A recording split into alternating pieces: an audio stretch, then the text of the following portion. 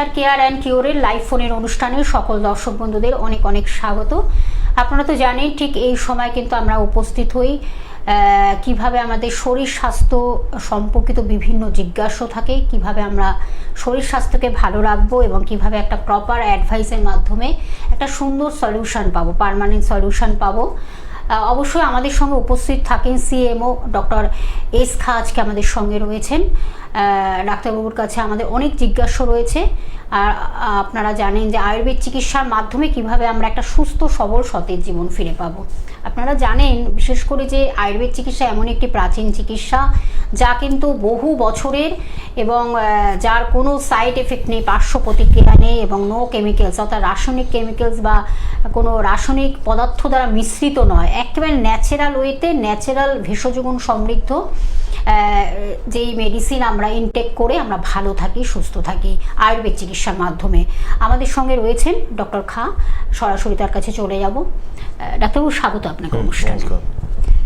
আমাদের প্রত্যেক দিনই বিভিন্ন আলোচনা থাকে, টপিক থাকে শরীর স্বাস্থ্য সম্পর্কিত বিভিন্ন জিজ্ঞাসা, এবং বন্ধুরাও আপনারা ফোন করবেন। আপনাদের আজকের যে আমরা টপিকটা রেখেছি যেটা হলো পাইলস, ফিশার, ফিস্চুলা, ভীষণ যন্ত্রণাদায়ক, ভীষণ মানে কি বলবো কষ্টদায়ক এই রোগ বা এই পীড়া দেয় আমাদের জীবনকে, ভীষণভাবে একটা ডিস্টার্বেন্স জায়গা তৈরি করে। আমরা জানবো ডাক্তারবাবু আজকে এই বিষয়ে কি বলবেন, এর কিভাবে প্রিভেন্ট করা যায় বা যাতে এর সিমটমগুলো কি, কেনই বা এই রোগটি আসে আমাদের শরীরে এবং তার থেকে আমরা কিভাবে কিওর হব ট্রিটমেন্টের দ্বারা, অবশ্যই আয়ুর্বেদ চিকিৎসার মাধ্যমে সব রকম জানবো আজকে। দেখুন, পাইলসের একটা বাংলা নাম আছে যেটাকে অর্শ বলে। এই নামটা অনেকেই শুনেছে, কারণ আশেপাশে বিজ্ঞাপন হোক বা অনেক পেশেন্টদের ক্ষেত্রেও মানে শুনেছে যে অর্শ একটা রোগ আর কি, সেটাকে আমরা মেডিকেল টার্মে বলি পাইলস। তো এটা কেন হয় বা কী কারণে হয় বা কাদের কাদের হয়, কি এটা সারে কিনা, অনেকে তো বলে যে পাইলস মানে অপারেশন করতে হবে। আজকে আমরা এইসব নিয়ে আলোচনা করছি।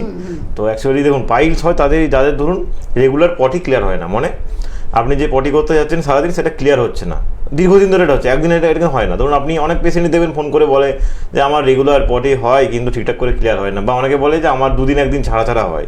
এই সমস্যাটা যখন আপনার দীর্ঘদিন ধরে চলতে থাকে, ধরুন 1 বছর ধরে বা 6 মাস ধরে চলছে, বা আপনার মানে পটি হলো সেটা শক্ত পায় পটি হচ্ছে আর কি, মানে একদম হার্ড স্টুল যেটাকে বলি আমরা, সেটা হচ্ছে, বা 2-1 দিন গ্যাপ চলে যাচ্ছে, এই জিনিসটা যখন আপনার রেগুলার চলতে থাকে, মানে এটা কিন্তু একটা অ্যাকিউট স্টেজে থাকে। যখন ক্রনিক হতে থাকে তখন এটা বলে দেখবেন আপনার মানে পায়খানার দ্বার দিয়ে আপনার একটা মানে ব্লাড মতো বেরিয়ে আসে বা একটা মাংসপিণ্ড বেরিয়ে আসে, যাদের হয় তারা জানে আর কি।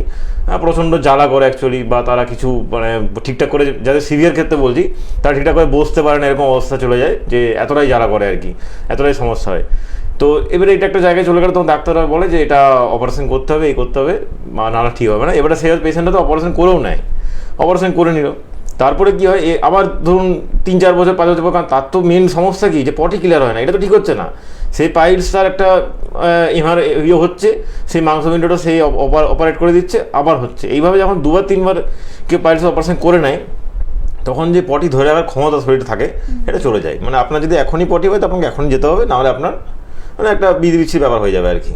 তো এই জন্য আমরা আয়ুর্বেদিক ডাক্তাররা বলি যে পাইলস হলে অপারেশন করার দরকার নেই, আগে রোগটাকে দেখুন যে কেন এটা হয়েছে, আপনার পটি কেন শক্ত হচ্ছে বা আপনার পটি কেন ক্লিয়ার হচ্ছে না, এইটা একটা সমস্যা। কনস্টিপেশন যেটাকে বলি কোষ্ঠকাঠিন্য, এটা একটা সমস্যা।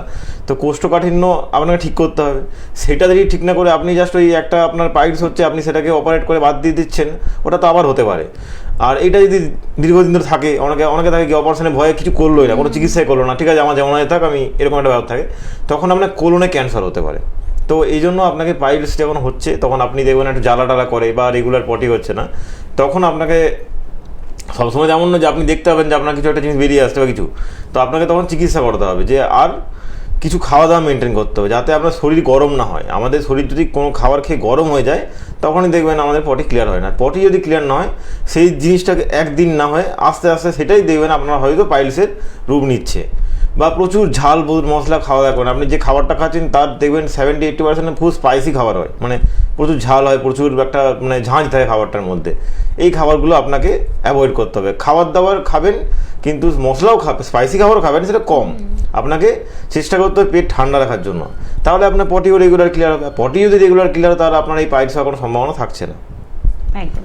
ডাক্তারবাবু, আপনি একটা খুব ইম্পর্টেন্ট কথা বললেন যে এই যে আমাদের খাদ্যাভ্যাস, আমাদের এই যে আমরা এখন তো একটু ফাস্টফুড জাতীয় খাবারগুলোর প্রতি বেশি আসক্ত, এবং তার সঙ্গে একটু স্পাইসি খাবার, একটু ঝাল মশলা দিয়ে রান্না বান্না করতে খাই, সেগুলো খাই ঠিকই, কিন্তু সেটা হজম করার ক্ষমতাটাও হয়তো থাকে, কিন্তু লাস্টে যে কিন্তু যেই জায়গাটা তৈরি হয়, এই একটা খুব সিচুয়েশন খারাপ জায়গায় চলে যায়, খুব মানে বেদনাদায়ক, কষ্টদায়ক, যাদের হয় তারা বোঝে। আমরা অবশ্যই এই বিষয়ে আরও জানবো ডিটেলস, কিন্তু তার আগে একজন বন্ধু রয়েছেন। নমস্কার, কে আছেন সঙ্গে? নমস্কার। নমস্কার ডাক্তারবাবু। বলুন। আমার নাম, হ্যালো, হ্যাঁ বলুন কোথা বলুন। থেকে বলছেন? হাওড়া থেকে বলছি। আচ্ছা আচ্ছা, কি সমস্যা ভাই, বল। আমার হচ্ছে বিগত দুদিন ধরে দেখছি মানে পটি পাচ্ছে, গেলে পটি হচ্ছে না। আচ্ছা, আপনার নামটা কি বললেন? গৌতম মজুমদার। গৌতম মজুমদার। আচ্ছা, এই গত দুদিন ধরে সমস্যাটা হচ্ছে। হ্যাঁ হ্যাঁ হ্যাঁ। আচ্ছা, বয়স কত আপনার? বয়স 35। 35। মানে আপনি, আপনার পটি আছে কিন্তু গেলে আপনার হচ্ছে না, এটা হচ্ছে তাই তো? হ্যাঁ। আচ্ছা মানে এমন ভাব লাগছে যে হবে, কিন্তু যখনই যাচ্ছি যে পটি হচ্ছে না। আচ্ছা, এটার জন্য কোনো মেডিসিন কিছু খেয়েছেন, কোনো গ্যাসের ওষুধ বা কিছু খেয়েছেন এটার জন্য? হ্যাঁ, গ্যাসের ওষুধ তো খেয়েছি, সমস্যা ইয়ে হয়নি কিছু। আচ্ছা, পেট, আপনি পেট কি ব্যথা করছে বা পেট ফুলে আছে? হ্যাঁ, পেটটা একটু ভারী ভারী ভাব। হ্যাঁ, সে তো আপনি খাবার খেয়েছেন দুদিন ধরে, আপনার সেটা যদি পটি না ক্লিয়ার হতো সমস্যা হবেই। দেখুন, এটা যেটা সমস্যা হচ্ছে, এটা হয়তো আপনার এখন মানে জাস্ট, এটাকে আমরা বলি আইবিএস, মানে আপনার ওই পটি পাচ্ছে কিন্তু ক্লিয়ার হচ্ছে না বা হচ্ছে না, এই সমস্যাটা হচ্ছে। তো আপনি এখন খাওয়া দাওয়াটা যেটা বললাম একটু আগে, যে মানে স্পাইসি খাওয়া দাওয়া বা খুব রিচ খাওয়া দাওয়া কমিয়ে দিন। একদম জাস্ট ভেজের উপরে কদিন থাকুন আপনি, মানে 2-3 দিন আপনি যে খাওয়া দাওয়া করবেন আগামী বা আজকে রাত্রেও আপনি ভেজ খাওয়া দাওয়া করুন। আর রাত্রে 1 গ্লাস করে গরম জল খাবেন, হালকা গরম জল 1 গ্লাস করে রাত্রে খাবেন। সকালে ঘুম থেকে উঠে খালি পেটে ব্রাশ না করে 1 গ্লাস গরম জল আবার খাবেন। এটা এখন 3-4 দিন আমি কন্টিনিউয়াস করুন, ঠিক আছে? আর এমনি যে বললাম, ধরুন এই মাছ মাংস এগুলো এখন এই 3-4 দিন বন্ধ রাখুন, মানে পেট ঠান্ডা রাখতে হবে, পেট আপনার গরম হয়ে গেছে। এটা করে দেখুন, এটা করেও দেখবেন আপনার হয়তো পটি ক্লিয়ার হবে। যদি এটা করে দেখেন যে ক্লিয়ার হয়ে কিন্তু আবার কত সমস্যাটা হচ্ছে, তখন এটা আপনার চিকিৎসা করতে হবে। আপাতত কিছুদিন আপনি রিচ খাওয়া দাওয়া কমিয়ে রাখুন, তারপরে আপনার যে দেখেন ঠিক হয়ে যাচ্ছে তো ভালো কথা, কিন্তু রেগুলার আপনি 2 বেলা করে গরম জল, একটা রাতে শুতে যাওয়ার আগে 1 গ্লাস গরম জল, সকালে ঘুম থেকে উঠে খালি পেটে মানে বাসি মুখে বলতে গেলে 1 গ্লাস গরম জল খাবেন। এটা করলে সমস্যাটা সমাধান হয়ে যাচ্ছে। যদি না হয় তারপরে তো আমাদের হাওড়াতে চেম্বার আছে, আপনি দেখবেন আমাদের নাম্বার যাচ্ছে হেল্পলাইন, সেখানে ফোন করে আপনি অ্যাপয়েন্টমেন্ট বুক করে আসুন। এই সমস্যাটা আইবিএস বলে, এটা ঠিক সমস্যার সমাধান হয়ে যাবে। ঠিক আছে, ধন্যবাদ। আসলে এখন প্রথম স্টেজে আমরা সেটাকে গুরুত্ব দিই না, কিন্তু তারপর আস্তে আস্তে সেটা কিন্তু বাড়তে থাকে, এবং বাড়তে বাড়তে কিন্তু খারাপ পজিশনে চলে যায়, যেটা ডাক্তারবাবু কিন্তু বললেন যে আচ্ছা ডাক্তারবাবু, অনেক সময় দেখা যায় যে এই যে গ্যাস ফর্ম করা আমাদের শরীরে, পেটে অনেক সময় ফাঁপা, পেট ফাঁপা বা পেটে ঢেকর উঠছে বা বাজে চোরা ঢেকর, বিভিন্ন রকম সমস্যা তৈরি হয়, এবং পেট ব্যথা হয়, গ্যাস ফর্ম করে, এই জায়গাগুলো থেকে কি এই যে কনস্টিপেশনের জায়গা কি হতে পারে, তৈরি হতে পারে? হ্যাঁ, কিছু খাবার থাকে সেটা খেলেই তো মানে আপনার কনস্টিপেশন হতে পারে। যেমন ধরুন এই চিকেন, অনেকেই মাছ মাংস খায়, তো চিকেনও বেশি খেলে কিন্তু অনেক সময় মানে পটি টাইট হয়ে যায়। অনেকেরই হয় এটা, অনেকে জানে এটা যে হয় বলে, কিন্তু নিঃশ্বাসই বুঝতে পারে না। আবার অনেকের হয় যে এটা খেলে পেটের সমস্যা আছে।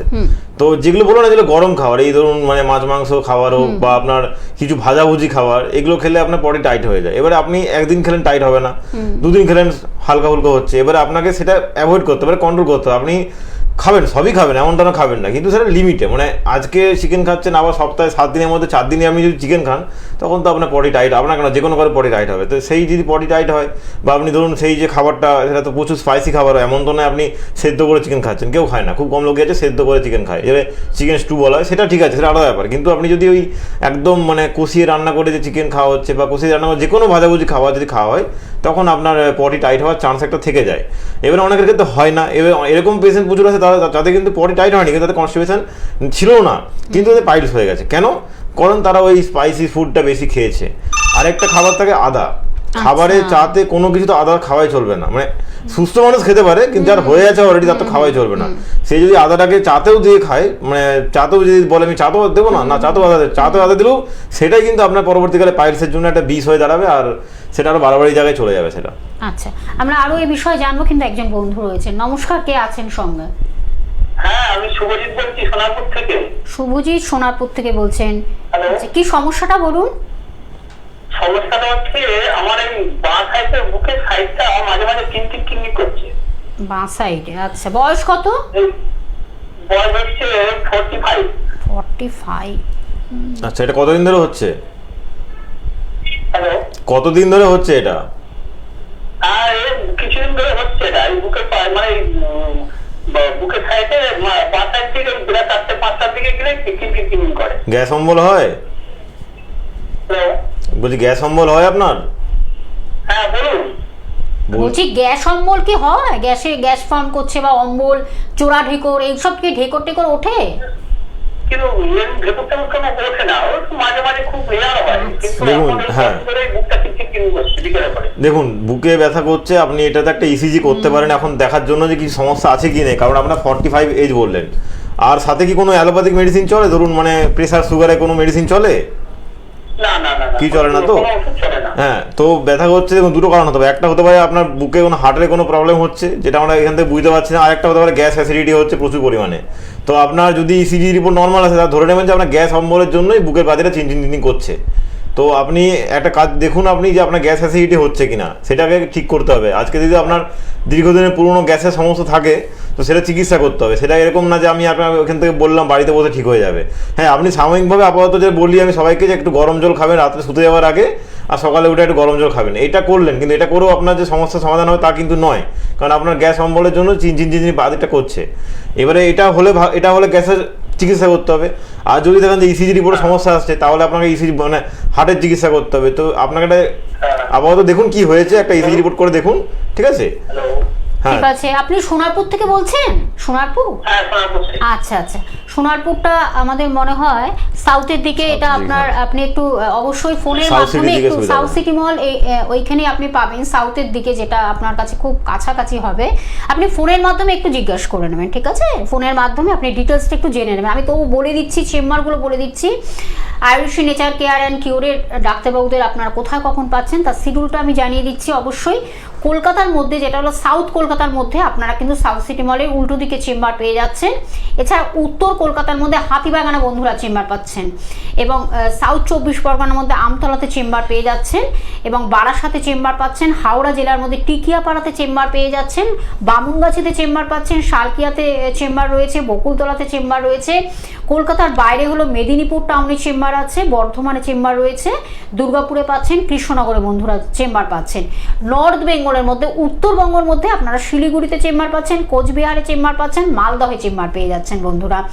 আর মেদিনীপুর হেরিয়াতে যেমন চেম্বার পেয়ে যাচ্ছেন, মেচেদাতেও চেম্বার পাচ্ছেন, ত্রিপুরাতে পাচ্ছেন, ত্রিপুরা আগরতলাতে পাচ্ছেন, আসামে গৌহাটিতে পাচ্ছেন। সারা ভারতবর্ষ জুড়ে কিন্তু রয়েছেন অবশ্যই Ayushi nature care and cure, এবং বিদেশের বুকেও কিন্তু তারা কিন্তু আয়ুর্বেদ চিকিৎসাকে ঘরে ঘরে পৌঁছে দিয়েছেন। যেমন ভারতবর্ষের বিভিন্ন জায়গায় ঘরে ঘরে পৌঁছে যাচ্ছে আয়ুর্বেদ চিকিৎসা, একেবারে ন্যাচারাল ওয়েতে যেই চিকিৎসা হয়, ভেষজ গুণ সমৃদ্ধ, যার মধ্যে কোনো সাইড এফেক্ট নেই, রাসায়নিক অর্থাৎ কেমিক্যালস যুক্ত নয়, এবং বিনা অপারেশনে আপনি কিন্তু একটা সুন্দর রেজাল্ট পাচ্ছেন, এবং সুন্দরভাবে কিন্তু জীবনটাকে লিড করতে পারছেন, সুস্থ সবলশীল সতেজ জীবন আয়ুর্বেদ চিকিৎসার মাধ্যমে।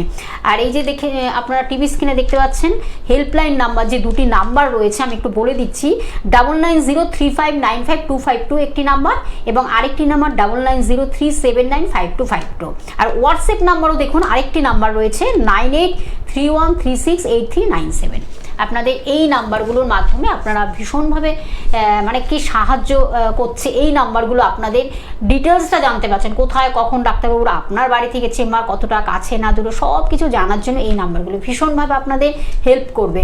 আর যদি কোথাও ট্রিটমেন্ট করে থাকেন তাহলে তার রিপোর্টসগুলো ক্যারি করবেন, সঙ্গে নিয়ে আসবেন, আর প্রেসক্রিপশনটা সঙ্গে নিয়ে আসবেন। তাহলে কি হয়, আরও সুন্দরভাবে সেটাকে প্রপার ডায়াগনোসিস, প্রপার ট্রিটমেন্টের মাধ্যমে, আয়ুর্বেদ চিকিৎসার মাধ্যমে একটা সুন্দর রেজাল্ট পাচ্ছেন। ভালো থাকবেন, সুস্থ সবল সতেজ জীবন। ডাক্তারবাবু আবার একটু আলোচনা আমরা ফিরবো, যেটা কিন্তু আমাদের আজকের আলোচনা কিন্তু অশ্ব বা যেটাকে বলে পাইলস, ভীষণ কষ্টদায়ক, ভীষণ মানে এত মানে মানে প্রচণ্ড মানে কঠিন, মানে যেই সময় দেখা যায় যে যে ফটি করবে, যে মানে প্রতিদিনকার যে অভ্যাসটা, সেই অভ্যাসটা অনেক সময় শেষ হয়ে যায়। তার মানে দিনের পর দিন, 2 দিন 3 দিন হয়ে যাচ্ছে, তার পটি ক্লিয়ার হচ্ছে না, কিন্তু সে চাপ দিচ্ছে, কিন্তু তার পটি ক্লিয়ার হচ্ছে না, দেখা যাচ্ছে তার পরিবর্তে ব্লাড বেরোচ্ছে। এটা কিন্তু আমরা অনেক সময় শুনে থাকি। আয়ুর্বেদ চিকিৎসা কিন্তু কি বলছে একটু জানবো এই বিষয়ে। দেখুন, যেটা বললেন আপনি সেটা একটা সিভিয়ার অবস্থা, মানে খুব বড় অনেক দিন ধরে রোগটা আছে তখন জিনিসটা হয়, এমনটা নয় যে এটা সাথে সাথে হয়ে যায়। তো তো আপনার যখনই দেখছেন যে হালকা আপনার ধরুন পটি করতে গেলে জ্বালা করছে বা করছে, তখন আপনার অনেক সময় এটা কিন্তু পাইলসের সাথে ফিসারও হতে পারে। ফিসার মানে কি, আপনার একটা ভেতরে ভেতরে একটা ক্যানেলের মানে টানেলের মতো তৈরি হয়, যেটা আপনার ইনফেকশনটা পুরো ভেতরে ছড়িয়ে পড়ে আর একটা জ্বালা করে আর কি। সেখানে ব্লাডটা পরে আসে, ব্লাডটা আসছে মানে সেটা পাইলস, মানে সেটা হেমারয়েড, কিন্তু জ্বালা করছে একটা লাইন বরাবর, সেটা কিন্তু ফিসার। আর একটা হয় ফিস্টুলা। তো এই তিনটে জিনিস কিন্তু একটা কোনো রিলেটেড, মানে এমনটা নয় যে ফিসার হয়েছে মানে এটা আলাদা জিনিস বা ফিস্টুলা আলাদা জিনিস, তিনটে জিনিসই আলাদা, কিন্তু তিনটে জিনিসের চিকিৎসাটা অনেকটা একই রকম। এটা অপারেশন ছাড়াও আমাদের আয়ুর্বেদিক পদ্ধতিতে কী করি আমরা, প্রথমে রোগটাকে তাকে বলা হয় যে কী জন্য হয়েছে, তো সেই রোগের মানে গোড়াতে চিকিৎসা করা হয় যে এটা আপনার পটি ক্লিয়ার হচ্ছে না বলে হয়েছে, বা আপনার এটা অত্যধিক গ্যাস অ্যাসিডিটির সমস্যা হচ্ছে বলে হয়েছে, এইটা ঠিক করতে। এমনটা নয় যে আপনি প্রথমেই মানে এলেন আপনাকে প্রথমেই বলার যে এটার জন্য করতে হবে। তো আগে আপনাকে দেখতে হবে যে রোগটা কেন হচ্ছে। যদি দেখেন যে রোগটা আপনার এই কারণে হচ্ছে, তাহলে আপনাকে সেটা আগেই করতে হবে। আপনার পটি ক্লিয়ার হচ্ছে না কেন, কারণ আপনি কিছু খাওয়া দাওয়া করছেন, যে এই খাবার দাওয়াটা পটি আপনার টান হয়ে যাচ্ছে। তো আগে খাওয়া দাওয়া অভ্যাসহীন করতে হবে, তারপরে সাথে আপনার অন্য কোনো সমস্যা আছে কিনা বা খাদ্যাভ্যাসে কোনো চেঞ্জ করতে হবে কিনা সেটা দেখতে হবে। এগুলো করে তারপরে আমাকে শুধু মেডিসিন দিয়েই আপনার মানে পাইলসের সমস্যা কিন্তু সারিয়ে দিই আমরা অপারেশন করতে বলি না। এবারে ধরুন আপনার একদম খুব বাজে কন্ডিশন আছে, সেক্ষেত্রে কিন্তু আপনার ধরুন 1-2 বছরের সমস্যা, বা আমরা এরকম চিকিৎসা করছি অনেক পেশেন্টের 5 বছর ধরে পাইলস ছিল, তারাও কিন্তু এখন সুস্থ হয়ে মানে হচ্ছে, তাদের আর পরবর্তীকালে পাইলসের সমস্যা নেই কিছু। তারা 6 মাস 1 বছর মেডিসিন খেয়ে, যাদের অনেক দিনের পুরোনো কেস বলছি আমি। আর আপনার 1-2 মাস হয়েছে বা জাস্ট সমস্যা শুরু হয়েছে, তো এখন আপনি করালে 1 মাস 2 মাসের মধ্যে আপনি যেমন সমস্যা সেরে যাচ্ছে। কিন্তু আপনাকে ওই খাওয়া দাওয়াগুলো কন্ট্রোল করতে হবে। এই ধরুন আদা খাওয়া চলবে না, খুব বেশি ঝাল মশলা খাওয়া চলবে না, খুব বেশি ভাজাভুজি খাওয়া চলবে না, এইগুলো আপনাকে একটু অ্যাভয়েড করতে হবে। অনেকে বলবে যে আমি সারা জীবনকে অ্যাভয়েড করবো, আপনি মাঝে মধ্যে খাবেন, কিন্তু আপনি যখন দেখছেন যে এটা সমস্যা আছে, তো সেটা খেলে তখন সমস্যা বাড়বে। ধরুন আজকে আপনার ঠান্ডার ধাত আছে, আপনি তারপরে আইসক্রিম খাচ্ছেন, তো ঠান্ডা তো লাগবে আপনার, এখানে তো কারো কিছু করার নেই। কোনো মেডিসিন এখন আবিষ্কার নেই যে আপনাকে ওটা করলে আপনার ঠান্ডার ধাত কাটিয়ে দেবে। তো সেরকম আপনাকে যে এই খাবারটা খেলে আপনার পটি শক্ত হচ্ছে না, ওই খাবারটা আপনার খাওয়া চলবে না। এই জিনিসগুলো আপনাকে একটু বেসিক কিছু মেনটেন করতে পারলেই, খাওয়া দাওয়ার ঠিকঠাক করতে পারলে, একটু ভেজিটেবল শাকসবজি বেশি খেলে, বা ধরুন ডাবের জোড়া খেলেও সেই খাবারগুলো যেগুলো পেট ঠান্ডা রাখে, এই খাবারগুলো খেলে দেখবেন আপনার পাইলসের সমস্যা কোনো হবেই না, বা হলেও আস্তে আস্তে কেটে যাবে।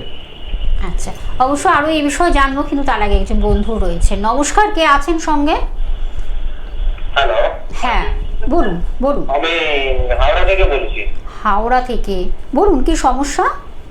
হ্যালো, কি সমস্যাটা বলুন। হ্যালো, হ্যাঁ সমস্যাটা বলুন।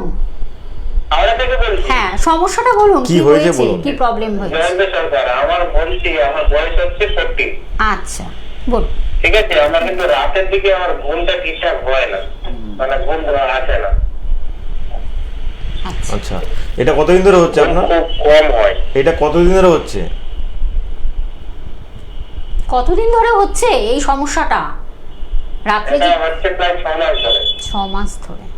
আচ্ছা, তো আপনি রাতে কি ঘুমোতে যান কটার সময়, মানে কটার দিকে ঘুমোতে যান আপনি রাত্রেবেলায়? আমি কিছু শুনতে পাচ্ছি না স্যারের কথা। আচ্ছা, আপনি কটার সময় ঘুমাতে যান আর কি? রাত্রে কখন শয়ন করেন, ঘুমান কখন, বিছানায় কখন ঘুমাতে যান রাত্রের দিকে? রাতে ঘুম হয় না। আচ্ছা ঠিক আছে, বলছি আপনি শুনুন। আচ্ছা, আপনি টিভিতে তাহলে শুনুন, আপনার কাছে হয়তো ক্লিয়ারলি দেখুন, ঘুমটা না আসার অনেক টিভিতে শুনুন, ঘুমটা না আসার অনেক কারণ থাকে। ঠিক আছে, ধরুন আপনি হয়তো রাজ্যে কাজ করছেন 12টা-1টা অবধি, আপনি ঠিক করে শুনতে পাচ্ছেন না কি বললেন আমি, তো ব্যাপারটা ধরুন ঠিক অনেক জায়গায় রাজ্যে কাজ করছেন আপনি, বা আপনার মানে কি মানে ধরুন অনেকেই কি হয় 10টা-11টার দিকে শুয়ে পড়েছে, তো অ্যাকচুয়ালি রাতে ঘুমানোর টাইম কিন্তু 11টার মধ্যে শুয়ে যাওয়ার কথা। এবারে আপনি হয়তো রাত 12টা-1টা অবধি কাজ করছেন, তো তখন আমরা কি হয় যে দেখুন কথা বলে যে আর ঠিক ঘুম আসছে না, তো আপনাকে ওই স্লিপ সাইকেলটা ঠিক করতে হবে। যখন ঘুমোতে যাবেন তখন পারিবারিক চিন্তা ভাবনা সাইডে রেখে, হাতে মোবাইলও রাখা চলবে না, এরকমভাবে শুতে যেতে হবে। আর আপনার ঘুম আসছে মানে এটা একটা ইনসমনিয়ার লক্ষণ কিন্তু এটা। তবে এই ক্ষেত্রে কী হবে, আপনি ধরুন এই ক্ষেত্রে অন্য মেডিসিন ট্রিটমেন্ট করলে কী হবে, আপনাকে বলবে যে আপনাকে কিছু ওই ঘুমের মেডিসিন দিয়ে দেবে, সেটা খেলে আপনাদের ঘুম আসছে, কিন্তু কী হবে পরবর্তীকালে আপনার ওই মেডিসিনটা না খেলে ঘুম আর আসবেই না, এটা খুব খারাপ জিনিস। তো এই ক্ষেত্রে আপনাকে কী করতে হবে, আপনাকে কিছু জিনিস দেখতে হবে, এটা ঘুমানোর টাইম ঠিক রাখতে হবে। আপনি ধরুন রাত 12টা পর্যন্ত কাজ করছেন, যাতে আপনার 6 থেকে 7 ঘন্টা ঘুমটা হয় সেটা দেখতে হবে। তো এবার আমি কাজ করার পর আপনাকে ওই যে ঘুমের মানে চেষ্টা করবেন তাড়াতাড়ি শুতে যাওয়ার আর কি। একটা কথা হয় যে early to bed early to rise, তো আপনি চেষ্টা করবেন তাড়াতাড়ি শুয়ে যাওয়া, সকালে উঠে কোনো কাজকর্ম করার। এবারে যে ক্ষেত্রে পাচ্ছেন না সেক্ষেত্রে শুয়েই জাস্ট চেষ্টা করবেন আস্তে আস্তে যাতে ঘুমটা আসে, মানে মোবাইল হোক বা কোনো ডিভাইস হোক বা টিভি হোক আপনি দেখবেন না আর কি, এগুলো নিজেই করতে হবে। সকালে উঠে একটু মেডিটেশন করলেন, চেষ্টা করবেন একটু মেডিটেশন করার, একটা যোগা করার। এগুলোতে কী হয়, আপনার শরীর ঠিকঠাক থাকে, মাথা ব্রেনও অনেক অ্যাক্টিভ থাকে আর কি। তো ব্রেন যখন আপনার হবে তখন আস্তে আস্তে ঘুম আসবে। আর এই চিকিৎসা আমরা আয়ুর্বেদে করে থাকি, কিন্তু আয়ুর্বেদে এমনটা নয় যে আপনাকে ঘুমের ওষুধ দেওয়া হবে ঘুমানোর জন্য। আপনার যে কেন ঘুম আসছে না সেই জায়গাটাতে চিকিৎসা করা হবে, যাতে আপনার ঘুমটা ঠিকঠাক হয়। আর আপনি ট্রিটমেন্টটা 3-4 মাস করে তারপর সুস্থ হয়ে যান। এমনটা নয় যে আপনাকে আমি বলবো যে আপনি এখন 1 বছর ধরে এই ঘুমের ওষুধটা খেয়ে যান কন্টিনিউয়াস, তারপরে দেখবেন আপনি এটা না খেলে ঘুমিয়ে আসছেন। আপনার এই জিনিসটা করি না আমরা জাস্ট আপনাকে আপনার ব্রেনটাকে রিজুভিনেট করার চেষ্টা করি, যাতে আপনার আস্তে আস্তে এই যে নর্মাল আগে যেমন ঘুম আসতো সেরকম যাতে ঘুম আসে আর আপনি রেগুলার ঠিকঠাক টাইমে ঘুমোতে পারেন। একদম। ডাক্তারবাবু, আরেকটি জিজ্ঞাসা রয়েছে, এই যে কনস্টিপেশন বা অর্শ, অনেক সময় দেখা যায়, আপনি প্রথমে একটা পয়েন্ট বললেন যে এই যে পটি করতে গিয়ে অনেক সময় মাংস বেরিয়ে আসে, হ্যাঁ, মাংস বেরিয়ে আসে এবং ভীষণ কষ্টদায়ক। এবার এর ক্ষেত্রে আয়ুর্বেদ চিকিৎসা, যেটা আমরা মডার্ন সায়েন্স বলছি কিন্তু অন্য কথা বলছে, যে অপারেশনের দিকে এরকমও শোনা গেছে যে 1-2 হয়তো অপারেশন করেও সেটা সাকসেস পায়নি, আবার সে একই জায়গায় সে ফিরে এসে ওই কনস্টিপেশন, সেই অশ্বের যন্ত্রণা, সেই কষ্ট, রক্ত পড়া সবই হচ্ছে। কিন্তু আয়ুর্বেদ চিকিৎসা কি কথা বলছে? দেখুন, অপারেশনটা কি করে, আপনার একটা ধরুন যেটা দিয়ে আপনি পটি করছেন পায়ু ছিদ্র আপনার আছে, তো ওই জায়গাটা আপনার আশেপাশ থেকে ধরুন, আমি বাংলা কথায় বোঝাচ্ছি, আশেপাশে আপনার বিভিন্ন ফোড়ার মতো কিছু বেরিয়ে এসে আপনার জায়গাটা জাম করে দেয়। তখন ওরা কি করে দেয়, অপারেশন করে একটা অন্য দিক দিয়ে আপনার পটিটা করানোর চেষ্টা করে। এবার আপনি এসে করলেন, তো সেটা কি হলো, আপনার তো মেইন ধরুন পায়ু যাচ্ছিল একটা অন্য রাস্তা, সেটাকে আপনার ওরা না করে অন্য দিক দিয়ে আপনাকে চেষ্টা করে করানোর। তো এবারে আপনি বললেন, তো কিন্তু আপনার তো ইনফেকশনটা পুরোপুরি গেল না, আপনি কি করলেন, কেটে দেখুন একটা জিনিস কেটে বাদ দেওয়া মানে কি হলো, সেটা ইনফেকশনের ভেতরে রয়ে গেল, জামটা রয়ে গেল, সেই জামটা ভবিষ্যতে আবার আপনার 2-3 বছর পর ফিরে আসবে। তখন আপনার কি করে, আবার ওই জায়গাটা বাদ দিয়ে আপনার অন্য একটা জায়গা থেকে আপনাকে চেষ্টা করেন পটি করানো। এইভাবে যখন 2-3 জায়গায় আপনার সার্জারি হয়ে যাবে, তখন আপনার যে ধারণ ক্ষমতা, যেমন আজকে ধরুন আপনি ইউরিন ধরে রাখতে পারেন বা পটি ধরে রাখতে পারেন, সে ক্ষমতাটা চলে যাবে। আপনাকে পেলে সাথে সাথে আপনাকে যেতে হবে। সাথে তো আরও অন্যান্য সমস্যা, সাইড এফেক্ট তো হবে, আপনার ওয়েট গেন হবে, এইসব সমস্যা তো হবেই। আর যেটা বেরিয়েছে আমরা কি করি, আমরা জাস্ট মেডিসিন দিয়ে ওটাকে আস্তে আস্তে ওই যে ইনফেক্টেড জায়গাটা হয়েছে ওটাতে একটা হচ্ছে এটা একটা ফোড়ার মধ্যে একটা ইনফেকশন হচ্ছে, ওই ঘাটাকে আমরা আস্তে আস্তে শুকানোর জন্য আমরা মেডিসিন দিই উপর থেকে, সাথে সাথে খাওয়া দাওয়া ঠিকঠাক করতে বলি। তাতে কি হয়, ওই জায়গাটা আস্তে আস্তে ঠিক হয়ে যায়, ওটা আস্তে আস্তে রিপেয়ার হয়ে যায় অটোমেটিক্যালি। এমন না যে ওটা বলা হয় যে আপনি কেটে বাদ দিয়ে দিন বা কিছু করে দিন, ওটা আস্তে আস্তে ঠিক হয়ে যায়। কিন্তু ওটা একটা সিভিয়ার কন্ডিশন। আমরা তার আগেই বলি, যারা সেই সমস্যা দেখতে পাচ্ছে যে পায়ের সমস্যা হতে পারে বা হওয়ার চান্স আছে, তখনই যদি কেউ চিকিৎসা শুরু করে দেয়, তাহলে ওই জায়গায় যাবে না যে আপনার কিছুটা বেরিয়ে আসছে, তার আগে আপনি তাড়াতাড়ি সুস্থ হয়ে যাবেন। আর ওটা হলেও চিকিৎসা হয়, কিন্তু ওটা হলে একটু আমার সময় দিতে হবে, 6-7 মাস 1 বছর সময় দিতে হবে, তবে আপনি আস্তে আস্তে কি ভালো জায়গায় যাবেন। তো এই জন্য যে কোনো রোগের চেষ্টা করবেন রোগটা শুরুতে চিকিৎসা করবেন, রোগটা বাড়তে সময় লাগে কম, ঠিক হতে সময় লাগে বেশি, এটা কথা আছে। তো চেষ্টা করবেন তাড়াতাড়ি আপনি ওই রোগটা চিকিৎসা শুরু করতে, তাহলে আপনার কোনো ক্যান্সারের দিকে যাওয়ার কোনো ভয় থাকছে না, সাথে আপনি তাড়াতাড়ি সুস্থ হয়ে যাচ্ছেন। একদম, সেটাই কিন্তু আমাদের মাথায় রাখতে হবে। ডাক্তারবাবুরা সেইভাবেই কিন্তু আপনাদের প্রপার অ্যাডভাইসগুলো দিচ্ছেন। এগুলোকে যদি আমরা মেনটেন করে চলতে পারি, তাহলে কোনো রোগই আমাদেরকে ঘায়েল করতে পারে না। আমরা এই রোগগুলোকে আস্তে আস্তে পুষি এবং পুষতে পুষতে সেটা কিন্তু বাসা বাঁধে আমাদের শরীরে এবং প্রত্যেকটি অর্গানে তার এফেক্ট কিন্তু পড়ে। সেইভাবে কিন্তু ডাক্তারবাবুরা সুপরামর্শ দিচ্ছেন। একজন বন্ধু রয়েছেন, নমস্কার, কে আছেন সঙ্গে? নমস্কার। হ্যাঁ, বলছি বারাসাত। বলুন, কি সমস্যা? বলছি কিছুদিন হচ্ছে আমার খুব অ্যাসিডিটি হচ্ছে, কিছুতেই কিছু হচ্ছে না। একটু মাঝে স্পাইসি খাবার খাওয়া হয়েছিল, কিন্তু তারপর থেকে যে গলা টলার খুবই এটাই যাচ্ছে না। আমি অনেক কিছু করেছি, কোনো কিছুতেই কাজ হচ্ছে না। প্রায় 1.5 মাস ধরেই ভুগছি। তো এটা কি আয়ুর্বেদে যাওয়া সম্ভব, কমানো সম্ভব? আচ্ছা, আপনার এটা 1.5 মাস ধরে হচ্ছে, আপনি এই 1.5 মাসে কোনো অ্যালোপ্যাথিক মেডিসিন খেয়েছেন কিছু, ধরুন গ্যাসের ওষুধ বা কিছু খেয়েছেন? অনেক কিছু করেছি, অনেক কিছু খেয়েছি, কিন্তু কোনোটা এরকম কিছু হচ্ছে না। কারণ আপনি তো নিজেই বললেন যে আমি কি স্পাইসি খাবার খেয়েছিলাম, তেমন অ্যাসিডিটিও বেড়ে গেছে। তো আপনাকে খাওয়া দাওয়া ঠিক করতে হবে, চিকিৎসা আছে, চিকিৎসা করা আছে। বাড়লে তো 2-1 দিনের মধ্যেই সেরে যায়, কিন্তু তারপর থেকে তো আর কমছেই না। না দেখুন, এবার আমি বলছি আপনাকে, 2-1 দিনে সারছে না, ওটা আপনার গার্ড পড়ে যাচ্ছে এরকম ভাবে, আপনার উপর দিক থেকে সেটা সারানো হয়ে যাচ্ছে, কিন্তু ভেতরে আপনার সমস্যাটা রয়ে যাচ্ছে, সেই জন্য আপনার ঘুরে জিনিসটা আবার চলে আসছে। তো এটার জন্য এটা একটু যদি আপনার এটা পুরো একদম গোড়া থেকে চিকিৎসা করতে হবে। অ্যাসিডিটি কেন হচ্ছে, আপনার খাওয়া দাওয়া ঠিকঠাক করতে হবে, এই জিনিসগুলো করলে আপনি তবেই সুস্থ হবেন। আয়ুর্বেদের চিকিৎসা আছে, কিন্তু আয়ুর্বেদে আপনার একদম যে অ্যাসিডিটি গোড়া থেকে আপনার চিকিৎসা হবে না, উপর দিক থেকে আপনাকে একটা ট্যাবলেট দিয়ে বলা হবে না যে এটা খেয়ে নিন তাহলে আপনি ঠিক হয়ে যাবেন। এই জিনিসটা আপনাকে একটু করতে হবে। আর সাথে আপনি চেষ্টা করবেন স্পাইসি খাবারটা অ্যাভয়েড করার। মানে আপনি সপ্তাহে 1-2 দিন খেলেন ঠিক আছে, কিন্তু আপনি 3-4 দিন খাচ্ছেন বা সপ্তাহে রেগুলার বেসিসে খাচ্ছেন, সেটা আপনাকে অ্যাভয়েড করতে হবে। তেলে ভাজা বা যে স্পাইসি খাবারগুলো খাই আমরা, ঝাল দেওয়া বেশি খাবার, এগুলো আপনাকে অ্যাভয়েড করতে হবে। আর রেগুলার আপনাকে দুবেলা করে সকাল রাত্রে ঘুমোতে যাওয়ার আগে 1 গ্লাস গরম জল, আর সকালে ঘুম থেকে উঠে 1 গ্লাস হালকা গরম জল খেলে আপনার এটা সাময়িকভাবে ঠিক হবে। সাথে আয়ুর্বেদিক ট্রিটমেন্ট করলে আপনি এটা কিন্তু আস্তে আস্তে পুরোপুরি সুস্থ হয়ে যাবেন। এমনটা নয় আপনাকে যে মাঝে মধ্যে ওষুধ খেতে হবে আর কি।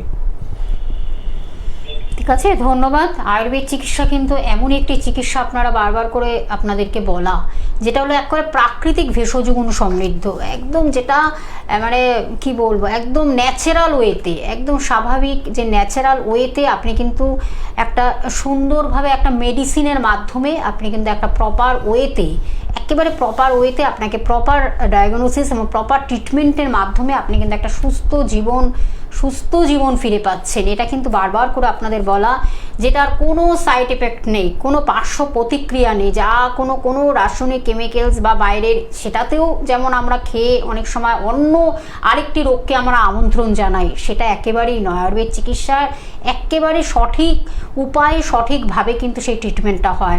ডাক্তারবাবুরা সেইভাবে কিন্তু আপনাদের প্রপার অ্যাডভাইসগুলো দিচ্ছেন।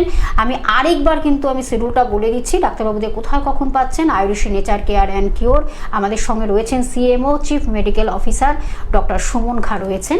আমি একটু জায়গাগুলো বলে দিচ্ছি, চেম্বারগুলো বলে দিচ্ছি। কলকাতার মধ্যে সাউথ কলকাতায় আপনারা পাচ্ছেন, সাউথ সিটি মলের উল্টো দিকে চেম্বার পেয়ে যাচ্ছেন। উত্তর কলকাতার মধ্যে হাতিবাগানে চেম্বার পাচ্ছেন। সাউথ 24 পরগনার মধ্যে আমতলাতে চেম্বার পেয়ে যাচ্ছেন। বারাসাতে বন্ধুরা চেম্বার পাচ্ছেন। হাওড়া জেলার মধ্যে টিকিয়াপাড়াতে চেম্বার পেয়ে যাচ্ছেন। বামুনগাছিতে চেম্বার পাচ্ছেন। শালকিয়াতে চেম্বার পাচ্ছেন। বকুলতলাতে চেম্বার পেয়ে যাচ্ছেন। কলকাতার বাইরে কিন্তু মেদিনীপুর টাউনে চেম্বার পেয়ে যাচ্ছেন। বর্ধমানে বন্ধুরা চেম্বার পাচ্ছেন। দুর্গাপুরে চেম্বার পাচ্ছেন। কৃষ্ণনগরে চেম্বার পেয়ে যাচ্ছেন। সারা ভারতবর্ষ জুড়ে তারা রয়েছেন। এবং নর্থ বেঙ্গলের মধ্যে শিলিগুড়িতে চেম্বার পাচ্ছেন, কোচবিহারে পাচ্ছেন, মালদহে পাচ্ছেন, মেদিনীপুরে পাচ্ছেন, হেরিয়াতে এবং মেচেদাতে পাচ্ছেন, ত্রিপুরার আগরতলাতে পাচ্ছেন, আসামের গৌহাটিতে বন্ধুরা চেম্বার পেয়ে যাচ্ছেন। হেল্পলাইন নাম্বার টিভি স্ক্রিনে আপনারা দেখতে পাচ্ছেন 9903595252 একটি নাম্বার, এবং আরেকটি নাম্বার 9903795252 এবং আরেকটি নাম্বার 9831368397। নমস্কার, কে আছেন সঙ্গে? হ্যাঁ নমস্কার, বলুন কে আছেন সঙ্গে? হ্যালো, হ্যাঁ বলুন, কোথা থেকে বলছেন? আমি বর্ধমান থেকে কথা বলছি। বলুন কি সমস্যা?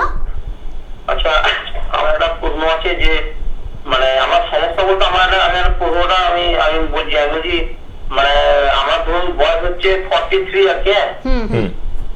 হ্যালো, হ্যাঁ বলুন, শুনছি। হ্যাঁ আমার বয়স 43। আমার হচ্ছে একটা প্রশ্ন আছে যে মানুষের শরীরে যে কোলেস্টেরল জিনিসটা হয় না, কোলেস্টেরল, হ্যাঁ কোলেস্টেরল শুনতে পাচ্ছি, হ্যাঁ বলুন। কোলেস্টেরল যে জিনিসটা হয় ওটা কি আগে মানুষের শরীরে কি আগের মডেল ধরুন মানে হার্টের ধমনীতে না জমা হয় কি ওটাটা কি ধমনীতে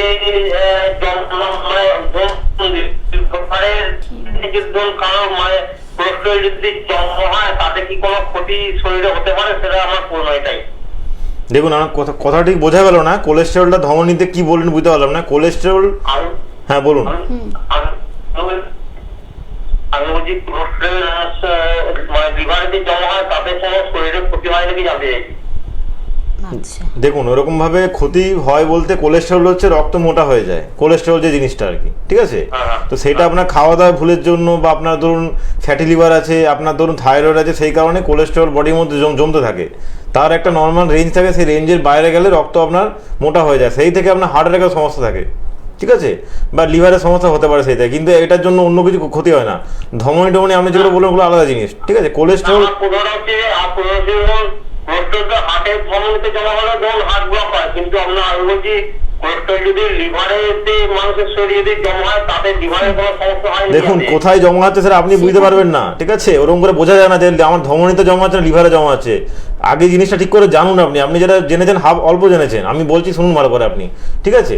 দেখুন আপনার কোলেস্টেরল যেটা আছে, কোলেস্টেরল যেটা আছে সেটা হচ্ছে ধমনী লিভারের ব্যাপার নয়, ওটা আপনার রক্তের মধ্যে একটা উপাদান, যেটা আপনার যদি বেড়ে যায় কোলেস্টেরলটা, তাহলে আপনার কি বলে লিপিড প্রোফাইল বলে, লিপিড একটা ওর মধ্যে কোলেস্টেরল ট্রাইগ্লিসারাইড সব থাকে আর কি। তো বেড়ে গেলে কি হয়, রক্তের মধ্যে একটা মোটা ভাব চলে আসে, রক্ত মোটা হয়ে যায়। ঠিক আছে, সেইটা ক্ষতি করে হার্টের, লিভার টিভারে কোনো ক্ষতি করে না, ওটা আলাদা জিনিস। আপনি জিনিসটা ঠিক করে শুনবেন তারপরে বলবেন আর কি, ঠিক আছে? একদম আমাদের সময় শেষ। আপনার জিজ্ঞাসা অবশ্যই ভালোই লাগলো, কিন্তু সেটা প্রপার ওয়েতে সেটা শুনতে হবে, কিভাবে প্রপার ট্রিটমেন্টের মাধ্যমে ভালো থাকবেন। আয়ুর্বেদ চিকিৎসার হাত ধরুন, আয়ুষ নেচার কেয়ারের হাত ধরুন, নিশ্চয়ই ভালো থাকবেন, সুস্থ সবল সতেজ জীবন। ডাক্তারবাবু আপনাকে অসংখ্য ধন্যবাদ জানাই দর্শক বন্ধুদের আমাদের সঙ্গে থাকার জন্য। সবাই ভালো থাকবেন, নমস্কার।